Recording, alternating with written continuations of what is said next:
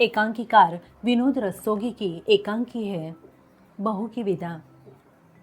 पात्र परिचय: जीवनलाल, एक धनी व्यापारी, अवस्था 50 वर्ष।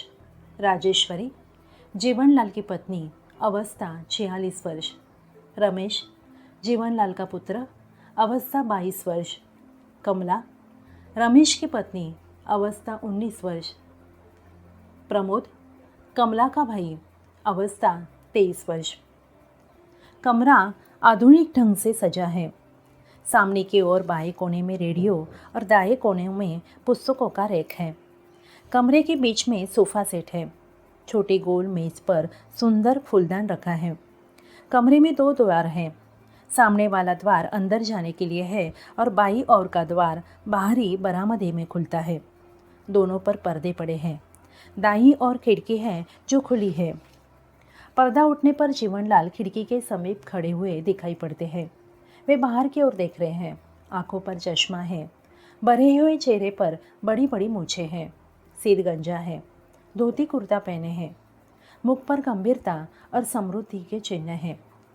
उनसे कुछ दूर हटकर ही प्रमोद विनम्र भाव से खड़ा है। वह पैंट और बुशर्ट पहने हैं। चेहरे पर निराशाजन्य करुण भाव है। आगे बढ़कर धीमे स्वर में प्रमोद कहता है, क्या निर्णय किया आपने बाबूजी? जीवनलाल कहते हैं, विदा नहीं होगी। लेकिन ज़रा सोचिए तो, प्रमोद कहता है, यदि आपने विदा नहीं की तो बहन की क्या दशा होगी? मैंने उसकी दशा का ठेका नहीं लिया है, जीवनलाल कहते हैं। प्रमोद कहता है, हर लड़की पहला सावन अपनी सखी सहेलियों के साथ हंस खेलकर बिताने का सपना देखती है। जानता हूँ ना, जीवनलाल कहते हैं। जीवनलाल सोफे पर बैठकर जमुआही लेते हैं, मानो प्रमोद की बातों से वो ऊब रहे हों।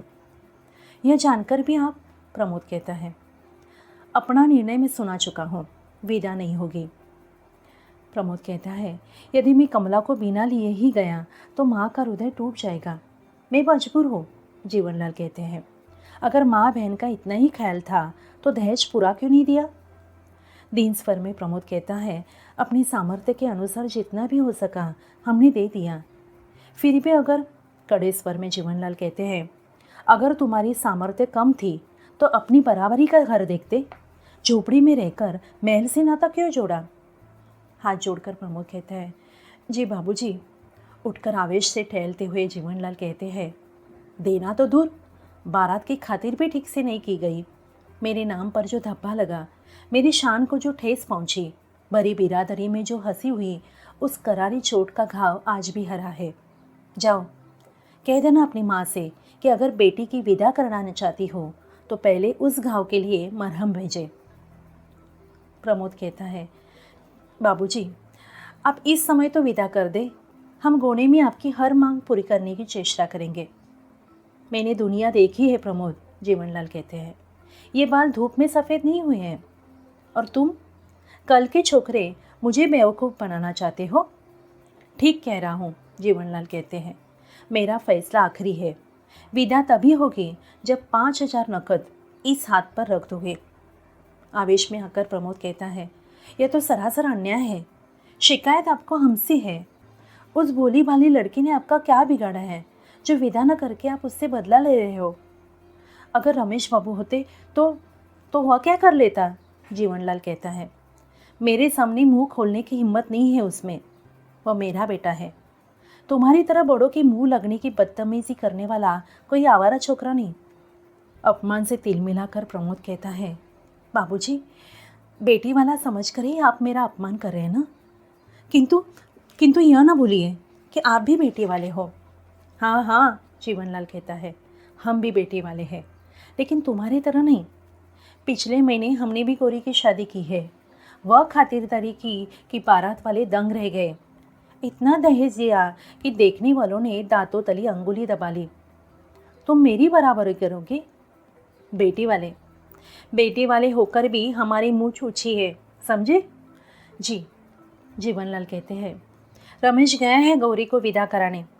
कलाई पर बंदी घड़ी देखकर वो कहते हैं, कुछ देर में उसे लेकर आता ही होगा। मेरी बेटी पहला सावन यहाँ बिताएगी। तुम्हारी बहन के सपने कभी पूरे नहीं होंगे और उसके सपनों के खून का दाग तुम्हारे हाथों और तुम्हारी माँ के आंचल पर होगा, समझे? व्यंग्य से प्रमोद कहता है, जो हमारी बहन है क्या वह आपकी कोई नहीं है? तेजी से जीवनलाल कहते हैं, बेटी और बहू को एक ही तराजू पर तोलना चाहते हो? बेटी बेटी है और बहू बहू। ठीक है, प्रमोद कहता है, जब आप अपनी जिद पर अड़े हैं तो विनती करना व्यर्थ है। रुककर धीमे स्वर में कहता है, कि जाने से पहले एक बार बहन से मिल सकता हूँ? ज़रूर, जीवनलाल कहते हैं, और हाँ, उसे यह भी बताते जाना कि अगली बार मेरे लिए मरहम लेके विदा कराने कब आओगे? ऊंचे स्वर में वो कहते हैं, अरे सुनती हो गौरी की माँ, ज़रा बहू को भेज दे, अपने भाई से मिल लिया कर। मैं तब तक देखूँ कि माली के बच्चे ने झूला डाला है या नहीं। द्वार की ओर बढ़ते हैं। गौरी के लिए झूला डलवा रहा हूँ लॉन में। जीवनलाल का प्रस्थान होता है। प्रमोद थका सा सोफे पर बैठ जाता है। अंदर से कमला आती है। चांद से सुंदर मुखड़े पर उदासी की घटा है। हाथों में लाल चूड़ियाँ है, रेशमी साड़ी ब्लाउज पहने हैं। प्रमोद के पास जाकर चुपचाप खड़ी हो जाती है, सिर नीचे किए। भारी स्वर में प्रमोद कहता है, बैठ जाओ कमला। कमला पास ही बैठ जाती है। प्रमोद कहता है, अच्छी तरह तो हो ना? कमला सिसकने लगती है।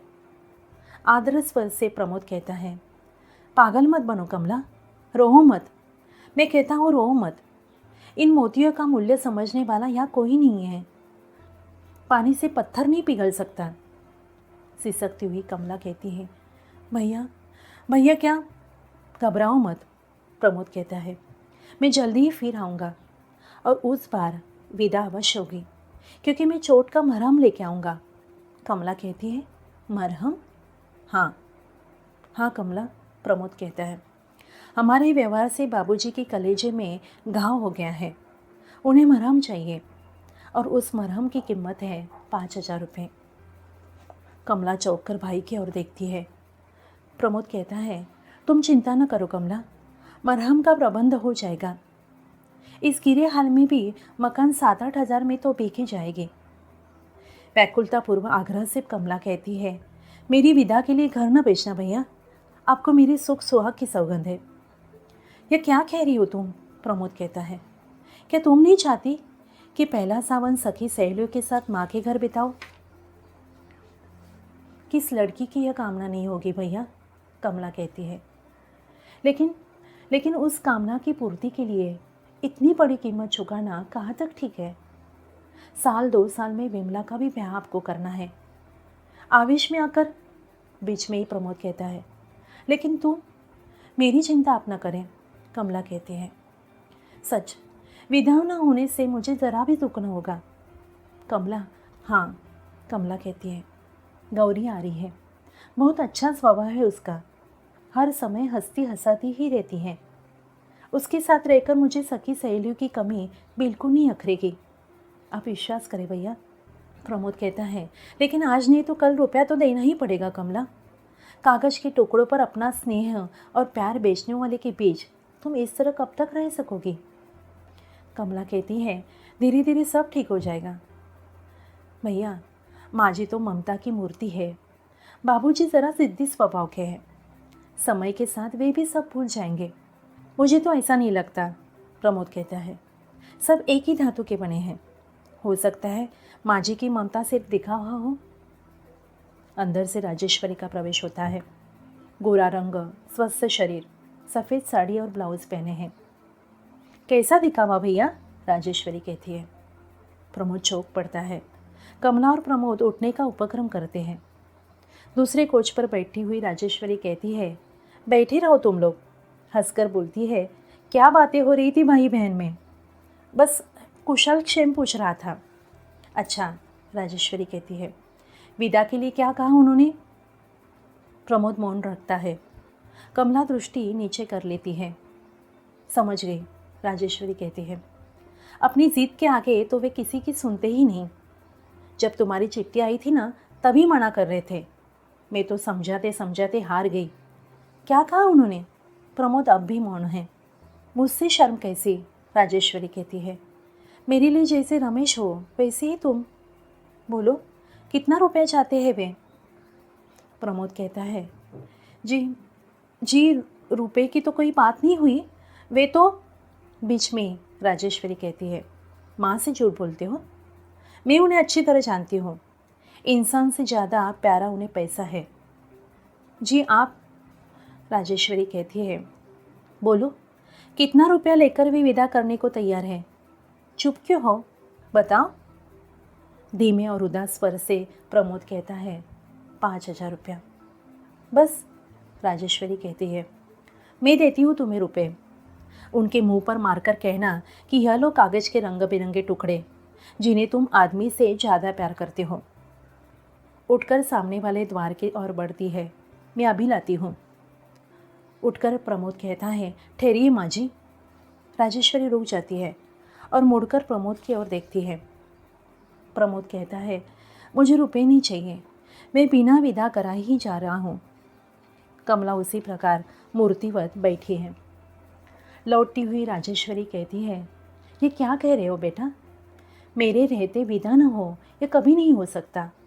मैं माँ हूँ, माँ के दिल को समझती हूँ। भारी स्वर में वो कहती है, जिस तरह उतावली होकर मैं गौरी की राह देख रही हूँ, उसी तरह तुम्हारी माँ भी कमला की राह देख रही होगी। नहीं, विदा ज़रूर होगी, तुम अकेले नहीं जाओगे। कमर से कुंजियों का गुच्छा निकालकर कमला की ओर बढ़ाती हुई बोलती है, जा बेटी, तिजोरी से रुपए निकाल ला। कमला गुच्छा लेने के लिए हाथ आगे नहीं बढ़ाती। प्रमोद खिड़की की ओर मंद गति से बढ़ता है। राजेश्वरी कहती है, जाती क्यों नहीं?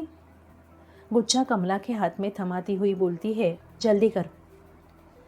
कमला उठकर माँ जी कहती है और फिर सिसकने लगती है। राजेश्वरी मेरी बेटी कहकर उसे हृदय से लगा लेती है। प्रमोद खिड़की से बाहर की ओर देखने लगता है। बाहर से जीवनलाल, अरे सुनती हो, गौरी के आने का समय हो गया है और तुमने स्वागत की कोई तैयारी नहीं की।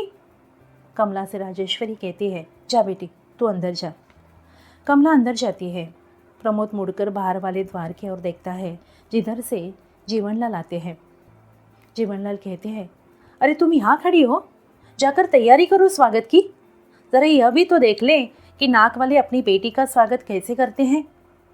चिढ़कर राजेश्वरी कहती है, गालियों के अलावा कभी सीधी बात नहीं निकलती मुँह से, जब देखो तब बेढंगी बातें। जीवनलाल कहता है, यह लो, इसमें कौन सी गाली दे दी मैंने? राजेश्वरी कहती है, तुम समझते हो कि दुनिया में तुम ही एक नाक वाले हो और सब नकटे हैं। तुम्हें तो मेरी हर बातों में बुराई ही दिखाई देती है। जीवनलाल कहता है, प्रमोद तुम ही बताओ, मैंने कोई बुरी बात कही है? धीरे धीरे आगे बढ़ता हुआ प्रमोद कहता है, ठीक ही कहा आपने, आज के युग में पैसा ही नाक और मूछ है। जिसके पास पैसा नहीं और नाक मूछ होते हुए भी नकटा है, मुचकटा है। नेपथ्य से हॉर्न का स्वर, प्रसन्न स्वर में राजेश्वरी कहती है, आ गई मेरी गौरी। जीवनलाल राजेश्वरी से कहते हैं, अरे खड़ी खड़ी मेरा मुंह क्या देख रही हो, अंदर से मिठाई का थाल लाओ। राजेश्वरी उसी प्रकार खड़ी रहती है। उसकी दृष्टि बाहर वाले द्वार की ओर है। प्रमोद भी उसी ओर देख रहा है। अंदर वाले द्वार के पर्दे की ओट में कमला खड़ी है। बाहर से उसका हाथ दिखाई पड़ रहा है। जीवनलाल बड़े उत्साह से द्वार की ओर बढ़ते हैं। तभी बाहर से रमेश आता है। इकरे बदन का सुंदर नवयुवक है वह। पैंट और कमीज पहने हैं। हाथ में बरसाती कोट है। चेहरे पर उदासी के चिन्ह हैं। बरसाती कोट कोच पर रखकर चुपचाप खड़ा हो जाता है। बाहर वाले द्वार का पर्दा हटाकर बाहर झांकने के बाद घबराए हुए स्वर में जीवनलाल कहते हैं, गौरी कहाँ है? धीमे स्वर में रमेश कहता है, वह नहीं आई। नहीं आई? जीवनलाल कहते हैं, क्यों, तबीयत तो ठीक है ना उसकी? जी हाँ। फिर? रमेश कहता है, उन्होंने विदा नहीं की। राजेश्वरी हतप्रभसी कोच पर बैठ जाती है। कमला के हाथ में कंपन होता है, जिससे पर्दा भी हिल जाता है। प्रमोद बड़े ध्यान से जीवनलाल की ओर देख रहा है, जैसे किसी ने उनके छाती पर घूंसा मार दिया हो। जीवनलाल कहता है, विदा नहीं की? क्यों नहीं की विदा? रमेश कहता है, कह रहे थे दहेज पूरा नहीं दिया गया। बिगड़कर जीवनलाल कहते हैं, हमने तो जीवन भर की कमाई दे दी और उनकी नज़र में दहेज पूरा नहीं दिया। लोभी कही के। उठकर राजेश्वरी कहती है, उन्हें क्यों भला बुरा कह रहे हो? बेटी वाले चाहे अपना घर द्वार बेच कर दे दे, पर बेटों वालन की नाक बहुत सिकुड़ी ही रहती है। जीवनलाल कहते हैं, मगर शराफत और इंसानियत। बीच में ही राजेश्वरी कहती है, अब शराफत और इंसानियत की दुहाई देते हो? कुछ देर पहले तो चुप रहो तुम। जीवनलाल कहते हैं। राजेश्वरी कहती है, बहुत चुप रही, अब नहीं रहूँगी। आखिर क्या कमी है बहू के दहेज में? मगर तुम हो। राजेश्वरी की बात अनसुनी करके जीवनलाल कहते हैं, मेरी बेटी की विदा न करके उन्होंने मेरा अपमान किया है। मैं राजेश्वरी कहती है, तुम भी तो किसी की बेटी की विदा न करके अपमान कर रहे किसी का। चीखकर जीवनलाल कहते हैं, गौरी की माँ। राजेश्वरी कहती है, अब भी आंखें नहीं खुली?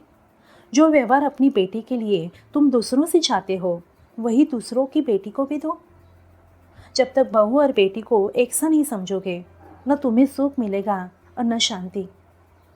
जीवनलाल बेचैनी से इधर उधर टहलते हैं। वे हाथ मल रहे हैं, सिर नीचे झुका है। प्रमोद रमेश के पास जाकर खड़ा हो जाता है। जीवनलाल कहते हैं, बहू और बेटी, बेटी और बहू, अजीब उलझन है, कुछ समझ में नहीं आता। राजेश्वरी कहती है, अगर हर बेटे वाला यह याद रखे कि वह बेटी वाला भी है, तो सब उलझनें सुलझ जाएगी। रुककर पत्नी की ओर देखते हुए जीवनलाल कहते हैं, शायद तुम ठीक कहती हो। आगे बढ़कर धीमे स्वर में प्रमोद कहता है, अब मुझे आज्ञा दीजिए बाबूजी। जीवनलाल चौंक कर प्रमोद कहता है, मेरी गाड़ी का समय हो रहा है, मैं जा रहा हूँ। मैं जल्द फिर आऊँगा, विश्वास रखें। इस बार आपकी चोट के लिए मरहम लाना न भूलूंगा। दुखी स्वर में जीवनलाल कहते हैं, ठहरो प्रमोद, मुझे और लज्जित न करो। मेरी चोट का इलाज बेटी के ससुराल वालों ने दूसरी चोट से कर दिया है। लौटता हुआ साश्चर्य से प्रमोद कहता है, बाबूजी।